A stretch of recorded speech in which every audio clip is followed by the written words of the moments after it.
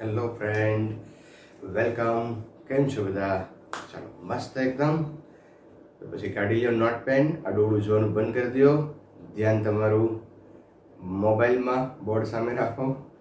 અચ્છા, અને આપણે શરૂ કરીએ 2 ડાયમેન્શનલ મોશન એના પ્રોબ્લેમ્સ. થોડી ડિસ્કશન આપણે ગયા લેક્ચરમાં, લાસ્ટ લેક્ચરની અંદર આપણે થોડીક એની ડિસ્કશન કરી ગયેલા. કેવી રીતે વરસાદ પડતો હોય, વ્યક્તિ ચાલતી હોય, વરસાદની સાપેક્ષે વ્યક્તિએ છત્રી કેવી રીતે રાખવી જોઈએ, આ બધી ડિસ્કશન આપણે આગળના લેક્ચરમાં કરેલી. આજે થોડાક પ્રોબ્લેમ્સ આપણે એના ઉપરના સોલ્વ કરીએ. તો 2 ડાયમેન્શનલ મોશન ઉપરના 2 પ્રોબ્લેમ્સ મેં નોટ કર્યા છે, એક પછી એક પ્રોબ્લેમ્સ છે એ આપણે લેતા જઈએ. તો શરૂ કરીએ આપણે પ્રોબ્લેમ નંબર ફર્સ્ટ. અચ્છા મિત્રો, ફરી એક વખત કે જો તમે આગળના લેક્ચરો ન જોયા હોય તો પ્લીઝ એક ઉપર આઈ બટન આવશે, આઈ કરીને એક સિમ્બોલ આવશે, એને પ્રેસ કરશો એટલે તમે સાપેક્ષ ગતિના આગળના લેક્ચરો છે જોઈ શકશો. તો ખાસ મિત્રો એ વસ્તુનું ધ્યાન રાખજો કે જો આગળના લેક્ચરો એટલે કે સાપેક્ષ ગતિનો કોન્સેપ્ટ તમે થિયરી કોન્સેપ્ટ ન ભણ્યા હોય તો સીધા દાખલા કરવાનો કોઈ મિનિંગ છે નહીં. તો પ્લીઝ પહેલા એ જોઈ લેશો અને પછી આગળ જશું. ઓકે, ચાલો. તો પહેલો પ્રોબ્લેમ લઈએ આપણે. સ્થિર સ્થિતિમાં રહેલ વ્યક્તિ અનુભવે છે કે વરસાદ શિરોલંબ દિશામાં પડે છે. જો તે 4 કિલોમીટર પર અવરની ઝડપે ચાલે અને એની છત્રી ઉર્ધ્વ દિશા સાથે 53 ડિગ્રીના ખૂણે રાખવી પડતી હોય તો વરસાદના ટીપાનો વેગ શોધો. ચાલો મિત્રો, અહીંયા સ્થિર સ્થિતિમાં રહેલી વ્યક્તિ અનુભવે છે કે વરસાદ શિરોલંબ દિશામાં પડે છે. તો અહીંયા સપોઝ આ વરસાદની દિશા છે VR, બરાબર છે, શિરોલંબ દિશામાં પડે છે. જો તે 4 કિલોમીટર પર અવરની ઝડપે ચાલે એટલે કે વ્યક્તિ અહીંયા હોય અને વ્યક્તિ આ રીતે આ દિશામાં 4 કિલોમીટરની અવરથી ચાલે છે, પર્સન,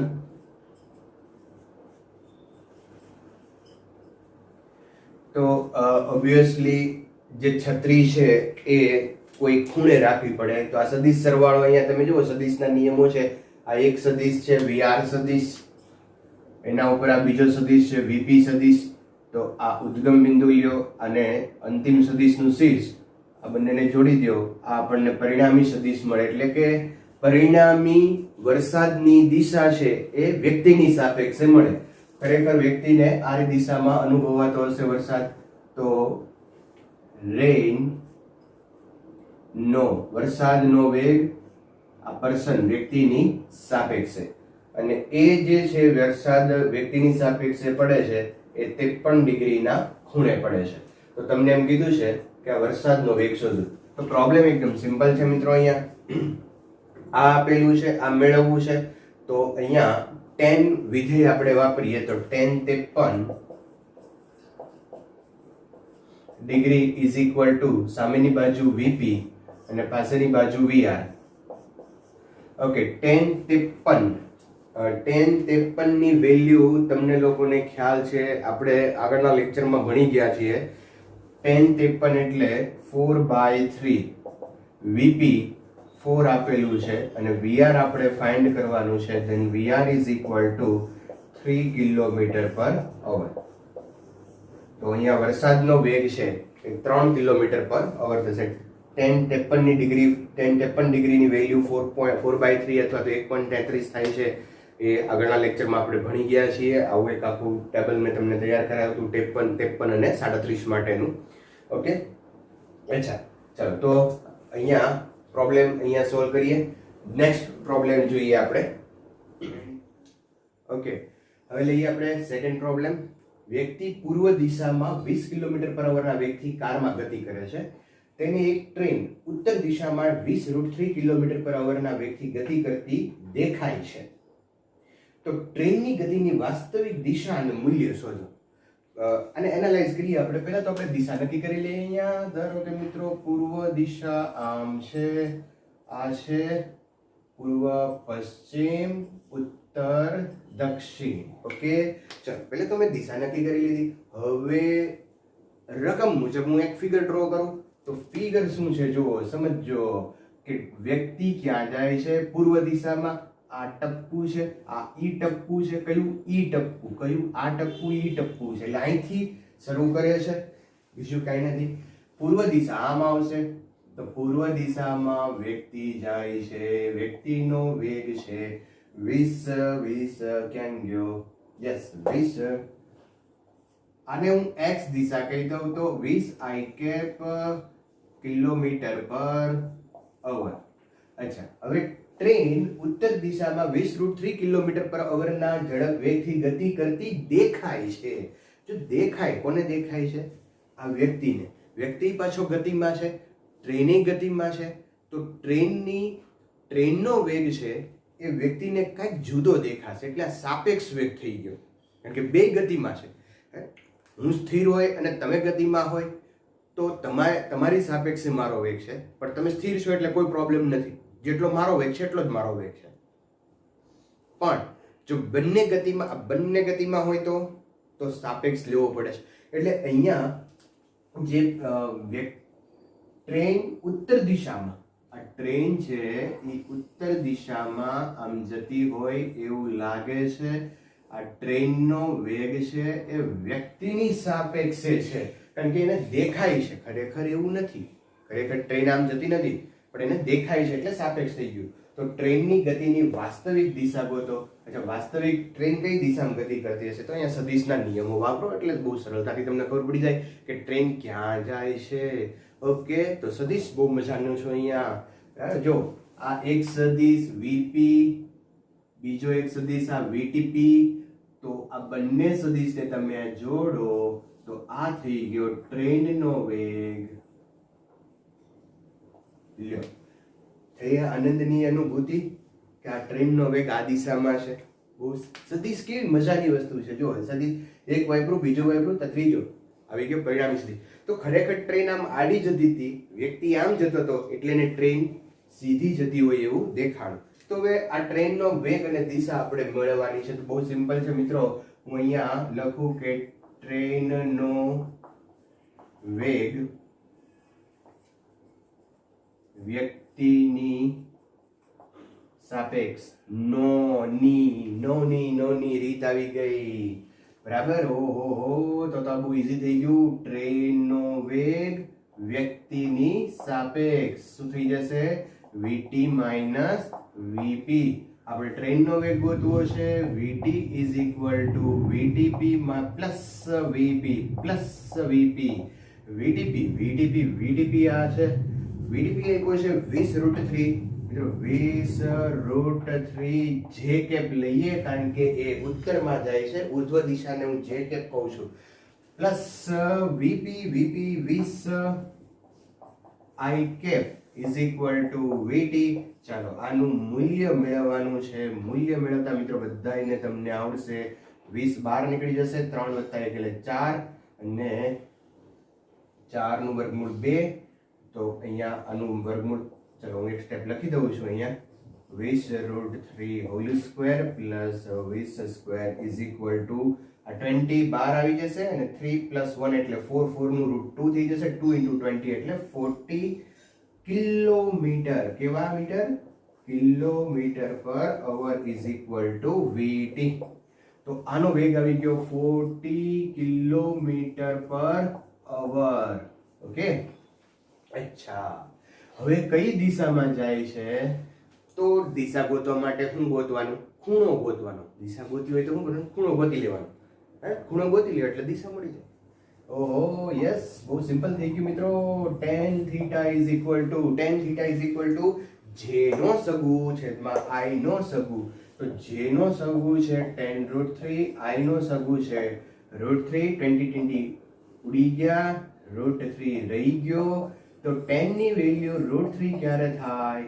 60 ડિગ્રીનો એંગલ હોય ત્યારે. પણ આ કોની સાથે બનાવશે? આમ છે ને, આ આમ જાય છે, આ આમ જાય છે, એટલે આ પરિણામી. તો કોની સાથે બનાવ્યો એને? પૂર્વ સાથે. પૂર્વ સાથેના 60 ડિગ્રીના એંગલે ટ્રેન જતી હશે. ઓકે, ચલો કરી લ્યો નોટ. ચાલો નેક્સ્ટ પ્રોબ્લેમ લઈએ આપણે, કે જેમાં અહીંયા તમને એક ફિગર બતાવી છે, જેમાં a અને b બે કણ છે. એ કણને થીટા ખૂણે 20 મીટર પર સેકન્ડના વેગથી અને બી જે કણ છે એને ઉર્ધ્વ દિશામાં 10 મીટર પર સેકન્ડના વેગથી એક સાથે ફેંકવામાં આવે છે અને બંને વચ્ચેનું જે સમક્ષિતિજ અંતર છે એ x આપેલું છે. હવે જો આ બંને એકબીજાને અથડાતા હોય તો આ x અને થીટા છે એ આપણે મેળવવાનો છે અને અથડામણ જે છે એ 0.5 સેકન્ડ પછી થાય છે. તો અહીંયા એક ટાઈમ આપ્યો છે આપણને t = 0.5 સેકન્ડ પછી જો બંને અથડાતા હોય તો થીટા અને x ગોતો. હવે મિત્રો સમજજો આ પ્રોબ્લેમને કે અહીંયા આવી પરિસ્થિતિ અથડામણ થાય ત્યારે એની કન્ડિશન શું છે.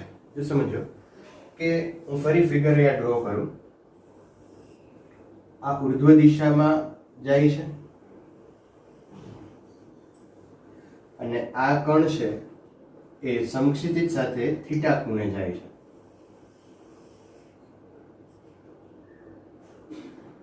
અને બંને કણ છે એ અહીંયા અથડાશે.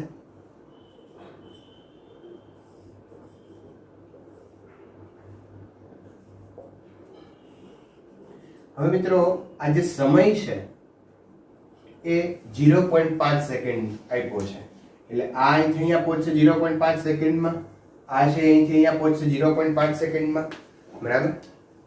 આનો વેગ va છે, આ વેગ vb વેગથી જાય છે. પણ આની અંદર એક વસ્તુ બહુ મજાની એક કોમન શું રહી જોજો તમે કે આ કણ જે છે એ અહીંયાથી શરૂ કરી અને અહીંયા પહોંચશે ત્યારે એ ઉર્ધ્વ દિશામાં અંતર કાપે છે, ધેટ ઇઝ y, અને આ કણ છે એ અહીંથી શરૂ કરે અને આ પણ કેટલું ઉર્ધ્વ દિશામાં અંતર કાપશે તો એનું પણ અંતર y જ થશે, બરાબર. આ તો આ કણ એવો છે કે જે x દિશામાં અંતર કાપે છે અને y દિશામાં જાય છે, પણ y દિશામાં એનું અંતર કેટલું થશે તો કે જેટલું આનું હશે એટલું આનું હશે. બંનેના y યામ સમાન હશે ત્યારે જ અથડામણ થાય, નહીતર થાય નહીં, બરાબર. સમજો છો ને તમે? આ જો આ અહીંયા હોત અને આ અહીંયા હોત તો અથડામણ ક્યારેય ન થાય.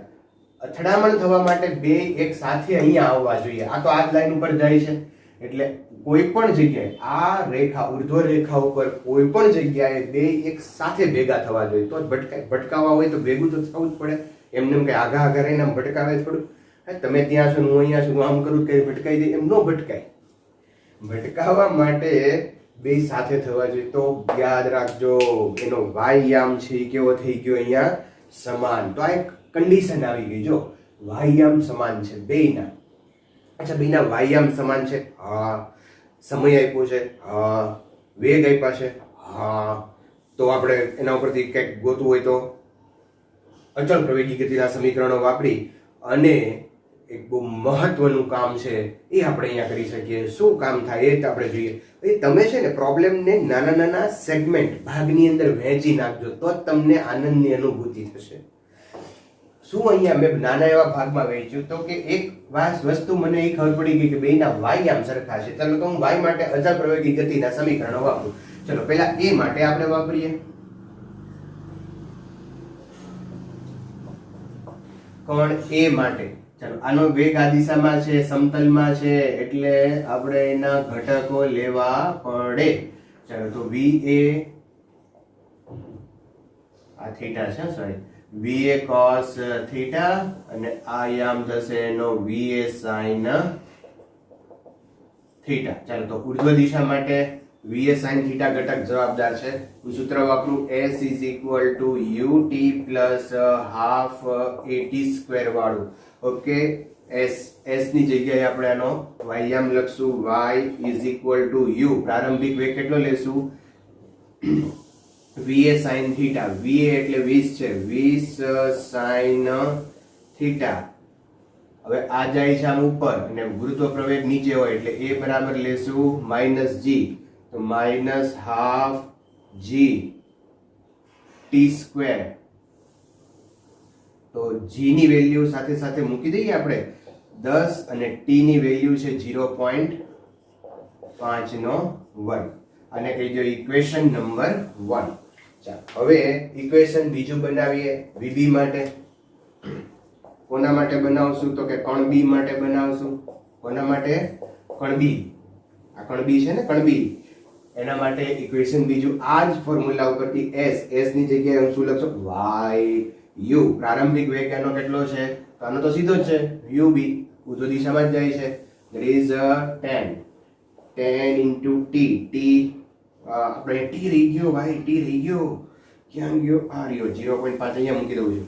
તો 10 t એટલે 0.5 માઇનસ 1/2 g 0.5 નો સ્ક્વેર.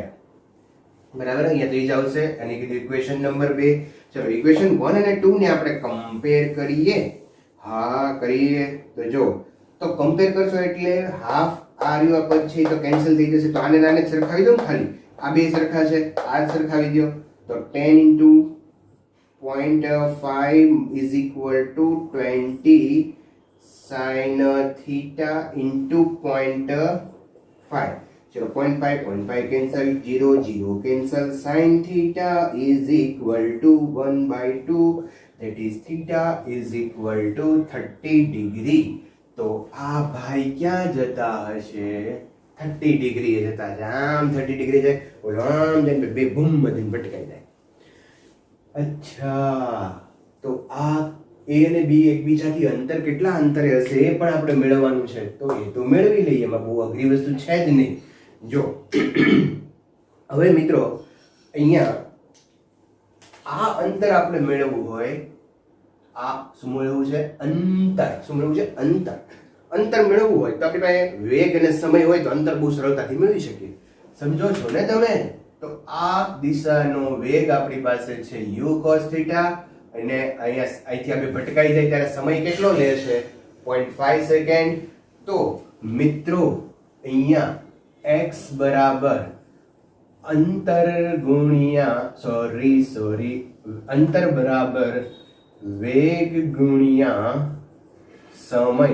વેગ છે એનો x દિશાનો વેગ છે va cos theta, અને સમય લઈએ આપણે t.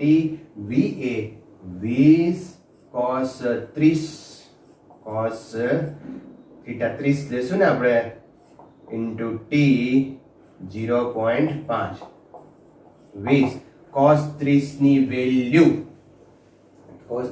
થઈ જશે √3/2 into 0.5. ચલો આ આની અરે ઉડી જશે એટલે કેટલા થઈ જશે? અહીંયા 10 into 0.5 એટલે 5√3 મીટર. તો આન્સર આવશે 5√3 મીટર. તો આ x is equal to આવી ગયું. બરાબર, તો આ આપણો આન્સર થઈ ગયો. ઓકે મિત્રો, તો ક્લિયર? મજાનો પ્રોબ્લેમ છે. કન્ડિશન અહીંયા સમજો. દાખલો ગણવાની અંદરની માથાકૂટમાં ન પડતા પણ તમારા મગજમાં એક વસ્તુ ક્લિયર થવી જોઈએ કે જો ભટકાય ને તો વાયામ એનો સરખો થાય. અચ્છા, દરેક વખતે વાયામ સરખો થાય એવું જરૂર નથી. કોઈ રીતે પરિસ્થિતિ આપી છે એ સમજો. ક્યારેક વાયામ અને એક્સયામ બે સરખા થતા હોય. કેવી રીતે થાય જોઈએ નેક્સ્ટ એક્ઝામ્પલમાં. નેક્સ્ટ પ્રોબ્લેમ આપણે લઈએ. ધારો કે અહીંયા એક ટાવર છે.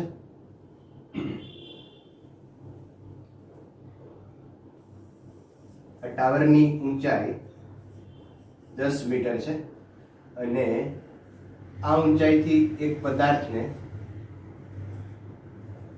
10√2 મીટર પર સેકન્ડથી સમક્ષિતિજ સાથે 45 ડિગ્રીના ખૂણે ફેંકવામાં આવે છે. બીજું એક ટાવર અહીંયા d અંતરે છે અને આ ટાવર પરથી આની ઊંચાઈ છે એ 20 મીટર છે અને આ ટાવર પરથી એક પદાર્થને સમક્ષિતિજ દિશામાં અહીંયા લઈએ આપણે 10 મીટર પર સેકન્ડ થી ફેંકવામાં આવે છે. બરાબર?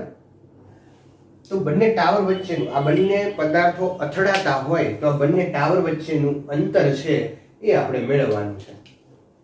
ઓકે, જો દાખલો ઘણી બધી જુદી જુદી રીતે ગણી શકો, હું કંઈક અલગ રીતે એટલા માટે ગણું છું કે તમારું માઇન્ડ છે એ કંઈક જુદું વિચારતું થાય. આની પહેલાના દાખલામાં કન્સેપ્ટ લીધો તો આપણે યામ સરખાવવાનો, તો અહીંયા હું યામ જ સરખાવું છું, પણ કેવી રીતે સરખાવું છું ધ્યાન રાખજો.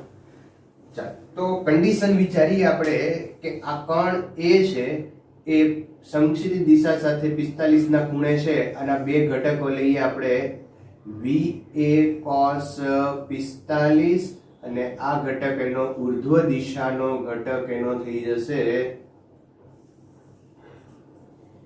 VA sin 45. ઓકે, અહીંયા નોટ કરશું VA is equal to 10√2 metre per second છે. અચ્છા, તો આ પ્રક્ષિપ્ત ગતિ અહીંયા હું બતાવું, આની પ્રક્ષિપ્ત ગતિ સમક્ષિતિ સાથે થીટા ખૂણે ફેંકેલો છે, એટલે અહીંથી આ પદાર્થ છે એમ પ્રક્ષિપ્ત ગતિ કરતો કરતો કરતો અહીંયા ધારો કે અહીંયા આવ્યો, અને આ પણ સમક્ષિતિ દિશામાં આનો વેગ છે, સમક્ષિતિ દિશામાં જ આનો વેગ છે, ઉર્ધ્વ દિશાનો વેગ કેટલો થઈ જાય આનો 0, સમક્ષિતિ દિશામાં વેગ છે, અને આ પણ અહીંયા ગુરુત્વાકર્ષણની અસર હેઠળ ગતિ કરતા કરતા કરતા કરતા કરતા કરતા અહીંયા આવશે, ને બે અહીંયા બ્રમ થઈને ભટકાઈ જાય, કેમ જાય હમ થઈને ભટકાઈ જશે. અચ્છા, બે અહીંયા ભટકાણા. ઓકે, હવે શું કરવું છું સમજો. જો પેલી વાત સમજ, આ અંતર કેટલું છે 10. હવે જ્યાં ભટકાણા ને આ અંતર હું લઈ લઉં છું y, આટલું અંતર લઈ લઈએ છીએ y. આ પદાર્થ છે નીચે કેટલા અંતર કાપશે y જેટલું. અચ્છા, હવે આ છે અહીંયા નીચે આવશે, હવે એ કેટલું અંતર કાપે આકૃતિ ઉપરથી વિચારજો કે અહીંયા સામે ધ્યાન રાખજો, સમજજો કે આ આખું અંતર કેટલું છે 10, તો આ અંતર પણ કેટલું થાય, અહીંયાથી હું આમ ડ્રો કરી દઉં લાઈન, તો આ અંતર કેટલું થાય આખું 10, તો બાકી રહ્યું એ કેટલું હશે એ પણ 10. અચ્છા, હવે આ અંતર કેટલું છે y, તો આ અંતર કેટલું થાય y. હવે આ અંતર આપણે મેળવવું છે, તો આ કેટલું થઈ ગયું 10 પ્લસ y. તો આ કણ B છે એ 10 પ્લસ y જેટલું અંતર કાપ્યું હશે, અને આને y જેટલું અંતર કાપ્યું હશે. અને પછી બંને માટે આપણે સૂત્રો છે એ સરખાવીએ.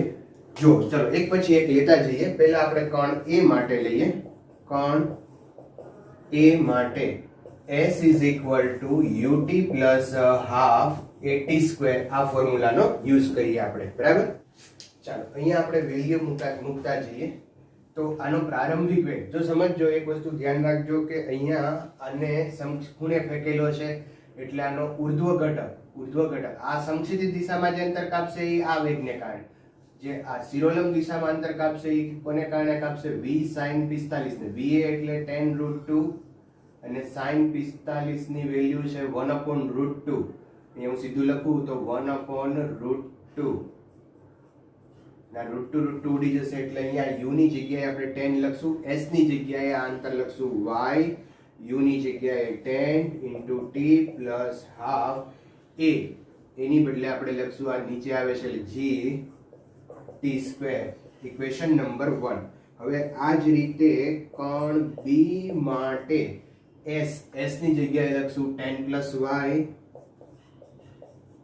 is equal to u. પ્રારંભિક વેગ આને છે જ નહીં, સમક્ષિતિ દિશામાં ફેંક્યો છે તો એનો શિરોલંબ ઘટક 0 હોય, બરાબર. આ જે આવે છે ગુરુત્વાકર્ષણને કારણે આવે, આ દિશામાં હોય તો એનો શિરોલંબ ઘટક 0 થાય, બરાબર ને. તો u પ્રારંભિક વેગ એનો 0 + half g t², ઇક્વેશન 2. ચાલો આ y ની વેલ્યુ આપણે અહીંયા મૂકી દઈએ. સમીકરણ 1 માંથી સમીકરણ 2 માં એની કિંમત મૂકો તો 10 પ્લસ y ની વેલ્યુ છે 10t + half gt² is equal to 0 + half gt². ચાલો આ gt² છે આ બાજુ લઈ જાઓ તો gt² અહીંયા કેન્સલ થઈ જશે, બરાબર. then t is equal to mode લેજો 1 સેકન્ડ મૂલ્યમાં, બરાબર? માઇનસ થાય પણ માઇનસ સેકન્ડ ના હોય ને, સમય માઇનસમાં હશે નહીં, એટલે t is equal to 1 second મૂલ્ય છે. અચ્છા, તો t is equal to 1 second આવ્યું મૂલ્ય, બરાબર? આ બે કેન્સલ થઈ જશે, 10t ઓલી બાજુ જશે, 10 ડિવાઇડ બાય 10 એટલે t is equal to 1. Okay, no problem. હવે આપણે શું મેળવવાનું છે? આપણે એક આ d મેળવવો છે, બરાબર? તો d મેળવવા માટે તમે વિચારજો કે આ અંતર ધારી લઉં કે હું x છે, તો આ અંતર થઈ જાય d માઇનસ x. સિમ્પલ છે, બરાબર? અચ્છા, આ x અંતર કેટલું થાય? તો કે વેગ ગુણ્યા સમય કરો એટલે અંતર મળે. તો x બરાબર અંતર બરાબર વેગ. આ દિશામાં વેગ એનો કેટલો છે? v a cos 45 મલ્ટીપ્લાય સમય. ચલો, v a વેગ એનો આપ્યો છે 10√2 cos 45 1/√2 અને ટાઈમ છે 1 સેકન્ડ. √2 કેન્સલ એટલે આ થઈ જશે 10 મીટર. તો x ઇઝ ઇક્વલ ટુ કેટલું આવી ગયું? 10 મીટર. હવે આ અંતર કેટલું થાય એ આપણે મેળવી લઈએ. ચાલો, બીજું d minus x is equal to આનો વેગ કયો છે? vb. vb into t, right? સમછેદી દિશામાં જે અંતર કાપે છે તો vb વેગ છે જ તે, શિરોલંબ વેગ નથી, સમછેદી વેગ તો છે જ એનો. અચ્છા, vb એટલે ચલો d માઇનસ x, x કેટલો આવ્યો છે? 10 ઇઝ ઇક્વલ ટુ vb વેગ છે 10 ઇન્ટુ t. આને ઓલી બાજુ લઈ જાઓ તો d is equal to 20 metre. તો d થઈ ગયો 20 મીટર, બરાબર? હવે જો તમને ક્યારેક એવું પૂછે કે y ઊંચાઈ ગોતો, તો y ઊંચાઈ તમે મેળવી શકો. ક્યાંથી મેળવી શકો? તમે અહીંથી મેળવી શકો છો. આ સૂત્ર છે તમારી પાસે, t ની વેલ્યુ છે તમારી પાસે, બરાબર? તો t ની વેલ્યુ પરથી y ઊંચાઈ છે તમે મેળવી શકો. કેટલી આવે છે મને કહેજો, આ ઊંચાઈ y, બરાબર? કોમેન્ટ ની અંદર તમે નોટ કરજો કે y ઊંચાઈ કેટલી આવે છે. ઓકે, ચાલો તમને નોટ કરી લો. ચાલો, નેક્સ્ટ પ્રોબ્લેમ જોઈએ આપણે. બે છોકરા જમીન પરના બે છેડાઓ a અને b ઉપર ઊભા છે. ab બરાબર 2 છે, સોરી ab બરાબર a છે. b પર રહેલો છોકરો છે એ ab ની લંબ દિશામાં v1 વેગથી દોડવાનું ચાલુ કરે છે અને a પર રહેલો છોકરો તેની સાથે જ v વેગથી દોડવાનું ચાલુ કરે છે અને બીજા છોકરાને t સમયમાં પકડી લે છે. તો આ સમય છે એ આપણે મેળવવાનો છે. અચ્છા, પકડમ પકડાઈ ચાલે છે અહીંયા. શું હાલે છે? પકડમ પકડાઈ. ઓકે, તો અહીંયા એક a છે, અહીંયા b છે, આ બંને વચ્ચેનું અંતર સ્મોલ a છે.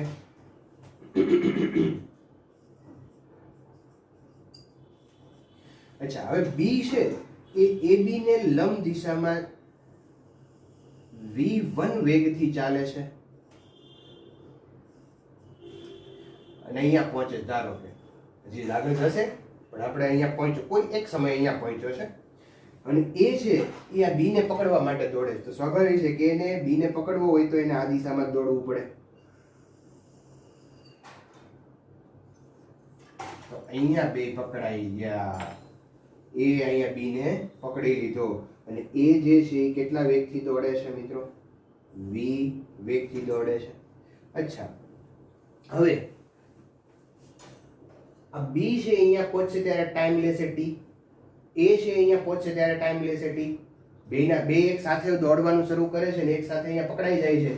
તો એનો અર્થ એવો થાય કે બેનો ટાઈમ છે એ કેવો હશે? સરખો. અહીંથી અહીંયા સુધી આવવા માટે જેટલા સમયમાં આવશે એટલા જ સમયમાં અહીંયા આવશે તો જ બે એકબીજાને પકડી શકશે. આમ તો એ છે બી ને પકડશે, એકબીજાને નથી પકડવાના, એ છે બી ને પકડે. ઓકે, તો આ અંતર હું મેળવી લઉં. આ અંતર કેટલું થાય?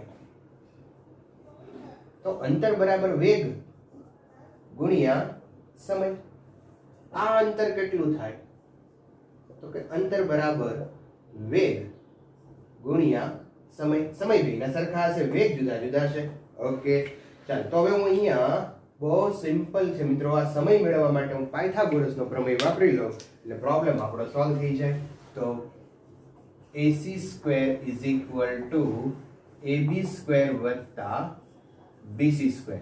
AC સ્ક્વેર એટલે થઈ જશે V square T square is equal two AB square, that is A square plus BC square V1 square plus V1 square into T1 square. હવે આમાંથી T ને સૂત્રનો કરતા બનાવવાનો છે, તમારી રીતે તમે બનાવી શકો, બરાબર? તમે ગણતરી શરૂ કરો, હું પણ અહીંયા કરું છું, તમે પણ કરો, અને આપણે બંને એકબીજાના જવાબને મેળવીએ, આપણે ભટકાડીએ જવાબને। V square T square minus V1 square T square is equal two A square, આમાંથી T સ્ક્વેર કોમન લઈએ તો V square minus V1 square is equal to A square, then T square is equal to A square upon V square minus V1 square, and T is equal to A upon under root V square minus V1 square। ચાલો મિત્રો થઈ ગયું હશે તમારે। મારા જવાબની સાથે તમે તમારો જવાબને મેળવો। જો બેના જવાબ સરખા આવે છે, અને હા, જો જવાબ આવતા હોય તો ખૂબ રાજી થઈ જાઓ, કારણ કે આ દાખલો જે છે એ નીટમાં પૂછાયેલો છે। આવા દાખલાઓ પૂછાતા હોય છે, પણ આમાં તમારે કોન્સેપ્ટ છે થોડા ક્લિયર હોવા જોઈએ। જેટલા કોન્સેપ્ટ તમારા ક્લિયર હશે એટલા દાખલા સોલ્વ કરવાની તમને મજા આવશે। તો મિત્રો, સાપેક્ષ ગતિના 2 ડાયમેન્શનલની અંદરના ઘણા બધા પ્રોબ્લેમ્સ આપણે કર્યા, અહીંયા આપણે અટકીએ। નેક્સ્ટ લેક્ચરની અંદર થોડા વધારે પ્રોબ્લેમ લઈ અને ચેપ્ટર છે એ કમ્પ્લીટ કરશું। તબ તક કે લીએ take care, thank you, good by.